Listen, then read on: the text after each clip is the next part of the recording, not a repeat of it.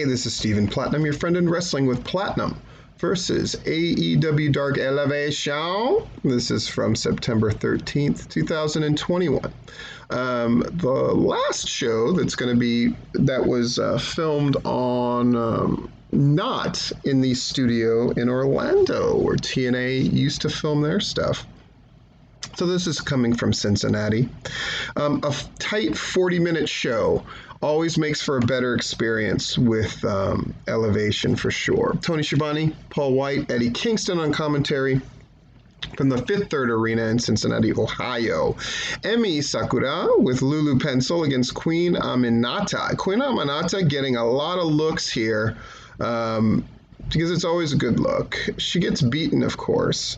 She hits a twisting splash off of the corner, Emi does, to get the win. Because it is a foregone conclusion match, or a jobber match, whatever you want to call it, it's graded on a 3 checkmark scale as follows. Did Emi Sakura win in definitive fashion? Yes. Did she look good in the process? Also yes, for the second check. And did Queen Aminata do a good job in defeat or get a disproportionately large amount of offense? Honestly, both things kind of happened here, so we're going to give a 3rd check mark. Frankie Kazarian versus Wren Jones. I'm not that familiar with Wren Jones. Kazarian, though, excels in matches where he has to lead the way, and this one is no exception. Taps out Jones with a chicken wing. This match does not go as long as most Frankie Kazarian matches tend to go. He beats Jones in quick, fast fashion. Wren Jones, though, does look good in defeat, so 3 check marks, and we're moving on. Penelope Ford with the bunny at ringside against Lana Lennox, another new person, who does a pretty good job here with Penelope Ford. Penelope Ford has gotten more and more confident and uses that Muda lock again for the finish. I thought that was very effective. Penelope Ford is constantly looking for different things. I think she should just stick with the Muda lock. It looks great. She gets a bridge on it like nobody else could possibly do and gets the win, 3 check marks. The Bunny is busy tonight, is now out with Butcher and the Blade. The Butcher is now back against the Outrunners, Truth Magnum, and Turbo Floyd.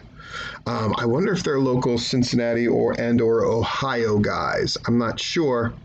But boy, they get beat up quick, fast, in a hurry, in pretty fast fashion. The fastest I've seen Butcher and Blade put anybody away. They win with that neckbreaker powerbomb combo, which is much better than what they used to do. I like it. Butcher and Blade look really strong here. Butcher didn't do a whole lot. He hit that running high cross off of the ropes. So maybe he's not at 100%. I don't know what the deal is, but Butcher wasn't in there that much. Looks good when he was in there. I like Truth Magnum and Turbo Floyd. I hope they bring him back. 3 check marks. We get Shauna Reed, who I like a lot, against Jade Cargill. I don't expect this to last long, and in fact, it is the shortest match by far on this card. Get a boot from Cargill, knocks down with a shoulder tackle. Reed does one punch to the body and tries a splash, but Cargill catches her, hits the fallaway slam, a pump kick, and then hits the Jaded. Just a brutal exhibition of Jade Cargill's offense, really. 3 check marks, though. Shauna Reed does a good job here. Anna Jay and Tay Conti, nice to see them always, against Jay Lee and Ella Shea. A lot of new faces. I feel like they're using people like locally, which is cool, which is really, really cool. I really like it. Lots of people to talk about, for sure. Conti hits the DDT, and then Anna Jay takes out Jay Lee with the tap out with the Queen Slayer, which is her rear naked choke. 3 check marks and moving on. Now the match that I'm going to call competitive, Lee Moriarty against Daniel Garcia, who's got 2.0 at ringside for him. And they make their presence felt.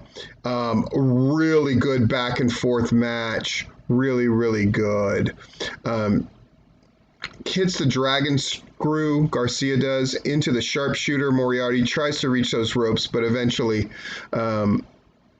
Garcia pulls him back to the center of the ring, gets Moriarty to tap out. Really good match by both guys. Now, for a competitive match, it's still 3 check marks, but it's a different grading system. Did both people look good? Absolutely. Did Garcia look really good? Yes, they're really getting that sharpshooter over. And then a 3rd check mark if something feels like it is advanced. And I think in a weird way it was. I think Lee Moriarty really upped the stock, and Daniel Garcia showing that he's not just a guy who loses. So 3 check marks. Nicely done. Vicky Guerrero interrupts Justin Roberts, does the excuse me shtick, does Nyla Rose's ring introduction. Nyla Rose here taking on Sky Blue. Very popular. I would not be shocked if they continue to use Sky Blue and bring her everywhere they go, because she's good stuff and gets more offense than I was expecting. So it's going to be 3 check marks, even though Rose blocks that sliced bread and gets Blue in the Beast Bomb for the win. No shock about who won, but Sky Blue looks really good in defeat here. And that is our show. Like I said, it was only 40 minutes long. It was short and sweet and nice, and I certainly appreciate that.